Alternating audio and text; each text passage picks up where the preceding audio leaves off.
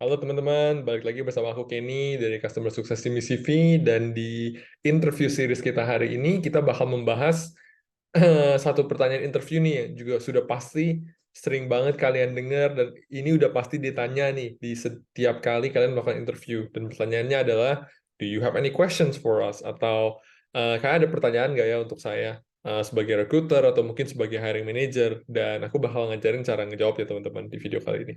Jadi kalau misalnya ada pertanyaan seperti itu, pertama itu kita mesti tahu dulu nih, yang nanya itu siapa teman-teman. Apakah itu dari tim HR, apakah itu dari tim hiring manager, atau itu dari tim mungkin C-level atau direktur ya. Jadi karena kalau stakeholder-nya berbeda, pertanyaannya juga otomatis harus berbeda. Kita nggak bisa pakai template pertanyaan yang sama ya teman-teman ya. Jadi itu tolong itu mungkin poin pertama nih yang perlu dipikirin.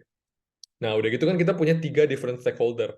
Apa yang mesti ditanya nih kalau gitu? Nah, general guideline-nya teman-teman ya. General guideline-nya itu yang pertama tadi ya, stakeholder-nya itu beda-beda, pertanyaannya beda-beda. Udah gitu yang kedua itu pertanyaannya tuh ideally ya kalau menurut aku, kalau misalnya di akhir interview itu aku selalu saranin mungkin about like 5 questions lah ya, kurang lebih 5 pertanyaan nih. Dan aku juga saranin ke teman-teman tuh kalau bisa nanya during the interview juga gitu. Jadi kalau misalnya jangan one sided ya, jangan kamu tuh cuma nunggu pertanyaan aja, tapi kalau kamu ngeliat opportunity, kamu masuk, kamu nanya ke recruiter atau hiring manager, itu juga nggak apa-apa, even during interview. Jadi maksudnya ingat, interview itu 2 arah dan harusnya itu conversational. Jadi jangan terlalu kaku. Aku cuma boleh nanya di belakang aja. Sebenarnya nggak kayak gitu teman-teman. Ya, 5 question, 3 stakeholder. eh Udah gitu juga poin yang ketiga itu mungkin sebelum aku kasih contoh ya, itu harus spesifik teman-teman. Jadi jangan pakai template. Gimana culture di sini? Sebenarnya pertanyaannya seperti itu tuh nggak apa-apa teman-teman. Cuma kalau teman-teman mau bikin impression yang berbeda ya, wah orang ini hebat nih, kandidat yang ini udah ngelakuin research-nya detail banget sampai pertanyaannya sampai kayak begitu. Itu aku saranin ngasih pertanyaan itu yang detail juga teman-teman.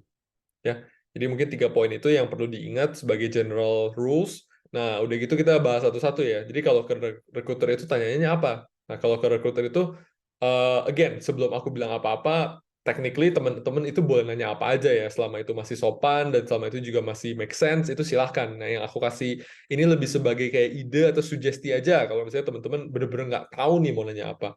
Jadi kalau recruiter, personally speaking sih, kalau aku selalu nanya tuh yang nggak jauh-jauh dari culture ya. Jadi kayak culture perusahaannya itu seperti apa.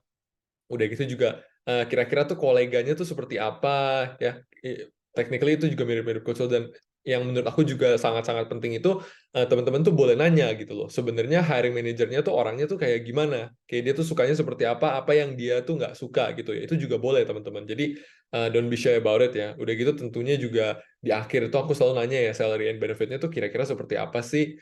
Um, jadi kalau untuk recruiter itu make sure kalau pertanyaan itu lebih ke arah generik ya, lebih secara garis besar dan tidak fokus ke deskripsi pekerjaannya teman-teman. Karena yang tahu itu udah pasti hiring manajernya. Jadi kalau ke recruiter itu kamu jangan nanya, KPI-nya tuh gimana ya Pak, Bu? Atau nggak day to day-nya tuh kalau nanti saya keterima di role ini tuh akan seperti apa?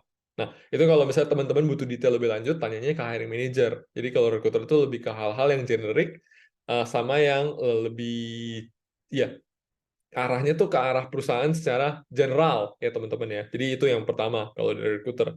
Kalau yang kedua kita ngomongin hiring manager. Nah ini baru nih yang aku biasanya bilang tuh nitty-gritty-nya. Maksudnya itu apa? Pertanyaannya itu nggak jauh-jauh dari KPI, nggak jauh-jauh dari kayak first 90 days aku harus achieve apa nih kalau misalnya mau pass probation.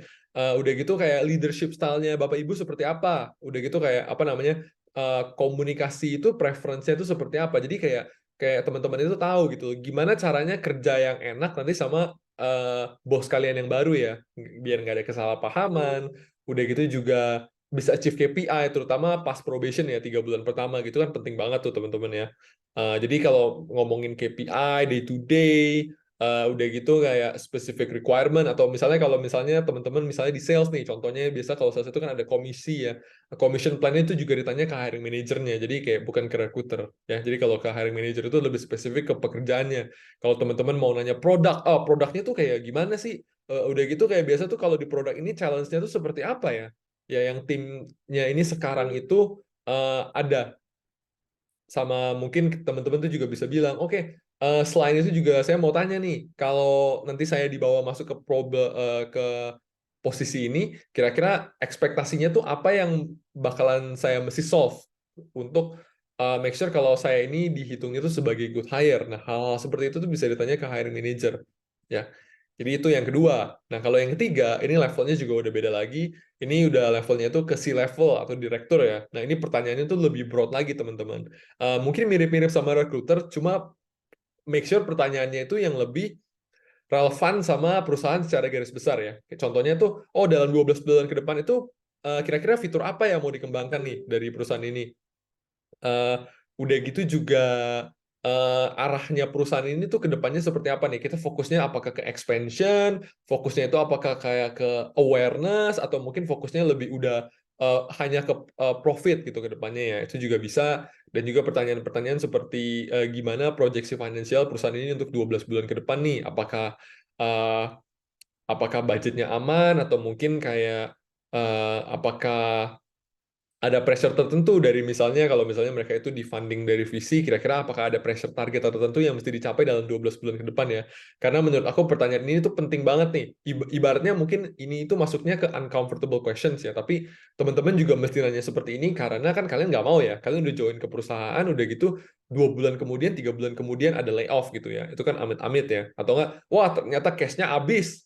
Tapi kita di awal itu kita nggak sempet nanya gitu. Jadi kita mau make sure kalau yang ke stakeholder, kalau yang ke direktur ini lebih ke make looking out for yourself ya teman-teman, kalau aku bilang. Jadi teman-teman tuh tahu gitu loh, perusahaan ini sekarang tuh statusnya itu di mana. Udah gitu 12 bulan ke depan apakah aman untuk saya join ke perusahaan ini. Ya, jadi kalau misalnya teman-teman interview sama employer yang baik dan transparan, itu mereka nggak akan ada masalah untuk menjawab pertanyaan ini. Asalkan teman-teman nggak nanya yang terlalu detail ya. Misalnya, saya mau tahu sekarang profitnya di angka berapa juta. Itu kan nggak mungkin ya teman-teman ya. Jadi make sure pertanyaannya itu general, dan juga tentunya pas tanya itu sopan. Oke, jadi ini interview series kita untuk hari ini ya. Kita udah ngebahas nih gimana caranya bertanya ke 3 stakeholder yang berbeda pada saat interview. Semoga itu juga ngebantu kalian untuk membuat pertanyaan yang lebih baik ya teman-teman ya. Jadi aku dari tim CVCV, Kenny, Customer Success, undur diri dulu, sampai ketemu di video yang berikutnya. Bye-bye.